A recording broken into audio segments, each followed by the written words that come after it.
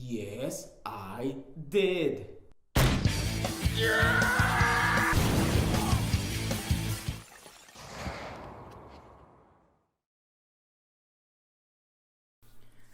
Hey guys, welcome back. This is our second video on area. This is mostly for fourth graders, okay? So I'm working with multiplication and division of decimals with fifth graders, but I'm keeping the order of the episodes. So just look in the title and it's gonna say whether if it's a fourth grade video or a fifth grade video. So yesterday, fourth graders, we gave a really quick introduction to area, and because we'd seen it before in the classroom, so I gave you a quick review and we understood the difference between calculating or finding the area and the perimeter. If you remember from the previous set of videos, the perimeter is when you combine all the measurements of the sides of a polygon, right? You add them all up and then you have the perimeter. But the area is what's inside. And in this case, we're looking for, or we're trying to determine area of rectangular figures, okay? So if you haven't watched the previous video, the part 1, go watch it because that's where I explain really quickly how to get the area. Today, we're actually applying that knowledge into word problems. Today, we're actually seeing 3 word problems. And after I read each of the word problems, both in English and Spanish, I'm going to pause the video, or you're going to pause the video. You're going to try to do them at home, and then you will come back to the video to see the solution. Okay? So let's go to the classroom. Okay, so here we are with our first problem. In this case, in this video, we don't have the difficulty to figure out what the problem is looking for, because we know that everything we're going to do is, or all we're going to do is finding the area of rectangular shapes, okay? So here we go. Our first problem says, Hugh orders a party banner for his son's birthday party. The length and width of the banner are 72 inches and 23 inches respectively. What is the area of the party banner? Ok, so en español, el problema lee como sigue. Hugo ordenó un cartelón para la fiesta de cumpleaños de su hijo. El largo y el ancho del cartelón es 72 pulgadas y 23 pulgadas respectivamente. ¿Cuál es el área del cartelón? Okay, so the first thing that I like to do is do a visual representation. I'm very visual, and so are many of you, and it makes things easier. So if we think of a banner comes in, banners come in many shapes and forms, but in this case, we have to picture a rectangular banner. So I go ahead and I draw the banner just because I like, oops, hold on, just because I like, to see things visually, I do the banner, and I can even do the ropes that the banner hangs from. So this is my rectangle, right? And I'm given two measurements here: 72 inches and 23 inches, and it says respectively. So what they did here in this sentence is that they went ahead and they said the length and width. So they said the two words together, length and width, and then they gave you the two measurements, and then they added the word respectively. That means that this 72 inches here belongs to the length, and the 23 inches belongs to the width. So the length, which is this part here, would be 72 inches, and the width, which is this part here, would be 23 inches. Now that you have this, you have all the components necessary for you to find the area. All you have to do is apply the formula. Area equals length times width, or one side times the other, and you will find your result. So pause the video here, do it on a piece of paper, and then come back, okay? Pause it here. Okay, so the area of the rectangle would be equal to 72 times 23. That's the area, okay? And because they're talking about inches, the measurements are in inches, the result will be expressed in squared inches. Okay, so how do we find this? We multiply 72 times 23. Listen, I know that we saw a bunch of methods for multiplication, but by the time we left school, almost all of you were really good at applying the algorithm. So let's do the algorithm. Okay, let's keep it going. Let's keep practicing the algorithm so we don't forget. So 3 times 2 is 6. 3 times 7 is 21. And we write it like this. Okay, now immediately, because now I'm gonna multiply the tens, I have to do a placeholder here. I have to put the 0 here because we're not dealing with ones anymore. And now I multiply 2 times 2, which is 4, and 2 times 7, which is 14. And then you write 14 here, and then you add that to get your result. Okay, I'm gonna have to jump here because I'm gonna just write it here because I ran out of space. Okay, so now we add that. 6 plus 0 is 6. 1 plus 4 is 5.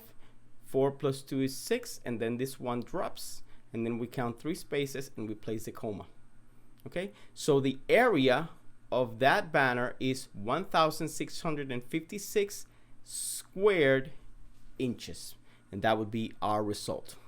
Okay, so let's head on to the second problem. Okay, so here's our second example. It says Ellen renovates the foyer of an old farmhouse. The foyer is 15 feet long and 8 feet wide. Calculate the area of the foyer. En español, el problema traduce como sigue. Ellen renovó el balcón de una casa vieja en una granja. El balcón tiene 15 pies de largo y 8 pies de ancho. Calcula el área del balcón. Okay, so again, we are given two measurements. Let me change here. We are given two measurements, 15 feet long and 8 feet wide. And they're talking about a foyer. A foyer is that space before the entrance of a house. It's part of a balcony, or it can be after the balcony. The thing is that it is oftentimes a rectangular or squared area. In this case, because one side is 15 and the other is 8, it means that this side is longer than this, so it is a rectangle. So again, I draw my rectangle and I write the values: 15 feet and 8 feet. Immediately, I know that the result, or the area, is going to be length times width, and the result is going to be square feet, because I'm multiplying feet and feet. Okay, so if I apply the formula, the area is going to be 15 times 8 square feet. Okay, so pause the video here, do it, and let's come back. Pause it.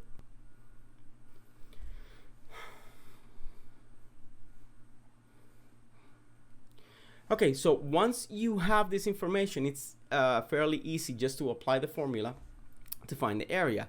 Now we know that the area is going to be equal to length times width, which is 15 times 8. Okay, and 8 times 5, we apply the algorithm. 8 times 5 is 45. I'm sorry, 40. Oops, 40. I carry the 0. And 8 times 1 is 8, and 4, it's 12. So the area, it's equal to 120 square feet. Okay, good. Let's head on to the third example. Okay, so this is our third problem, and before we head on to it, I just want to give credit to this problem. Comes from Math Worksheets Land. It's a free resource online, and I just took one of their problems to solve here. So head on to this website. It has a ton of resources, and it's a good one for practicing. Okay, so let's go ahead and read it. Oscar's drawing room measures 12 feet by 16 feet. He wants to put a new carpet in the drawing room that costs $15 per square foot. How much will it cost for Oscar to carpet his drawing room? Okay, in Spanish it translates to this. El cuarto de dibujo de Oscar mide 12 pies por 16 pies. Él quiere poner alfombra nueva en su cuarto, en el cuarto de dibujo, y cuesta $15 por pie cuadrado. ¿Cuánto le costará a Oscar poner alfombra en todo su cuarto de dibujo? Okay, so this is a tricky one because it is a multi-step problem. Obviously, we're talking about a room, so it's a rectangular or a quadrilateral of some sort. We're given the two measurements that we know we need for area. They're talking about square feet. They're talking about square foot here. So that's an indication that we have to deal with area. We have to work with area. But the question at the end of the problem, it's not of area. The question is, how much will it cost for Oscar to carpet his entire room? So they're asking, how much will it cost? So we have to understand that there are two things going on here. First, we need to know what is the area of the room. If he wants to put carpet on it, and he wants to know how much will it cost, and he knows that it's $15 per square foot, then we have to find out how many square feet are in the room. And the way to find that out is to find the area.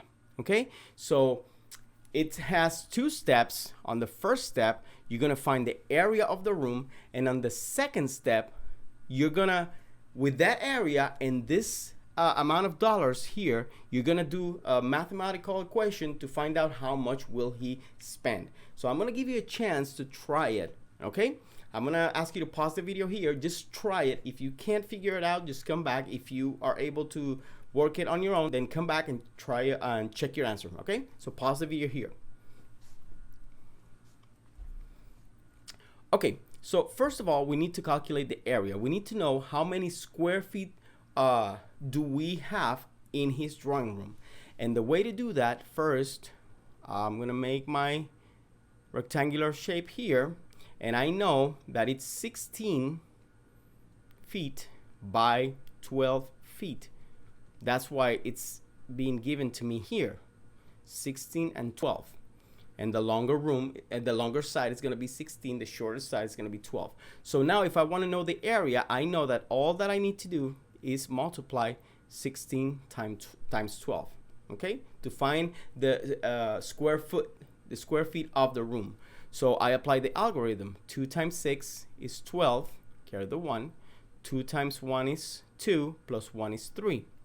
And now, because I'm moving on to multiply the tens, I'm gonna put a placeholder 0 here on the ones. 1 times 6 is 6, and 1 times 1 is 1. And now I add 2, 9, 1. So the room has an area of 192 square feet. Now they're asking me how much will it cost, and here is the key to do that. Here it says that it will cost $15 every square foot. 1 square foot, it's $15. And he has 192 square feet. So if you want to know the total, how much will he spend, the right equation or the right mathematical operation here is multiplication. You multiply 192 times 15. Okay, it would be like adding 192 15 times. So again, we apply the mathematical equation or mathematical algorithm, multiplication algorithm. 5 times 2 is 10, I carry the 1. 5 times 9 is 45, plus 1, 46, carry the 4. 5 times 1 is 5, plus 4 is 9. I'm done with the ones. I move on to the tens. I put my placeholder here. 1 times 2 is 2. 1 times 9 is 9. And 1 times 1 is 1.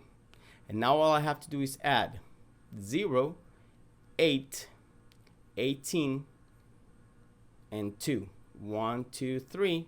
I have my comma. And because I was multiplying dollars, now I have the total amount of money that he's gonna spend in carpet to carpet his entire room. He's gonna spend $2,880 to carpet the whole room. So I want you to understand what we did. First, we calculated the square footage of the room, the area.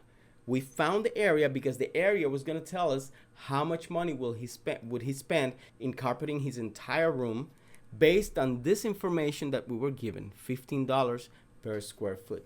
Okay, so you're gonna go ahead and go to Google Classroom now, and I'm gonna post some problems that you're gonna return to me via Google Classroom, and I'm also gonna post practice from Khan Academy and a couple of other resources that we found online that you can practice on your own. Okay, so that's it for today.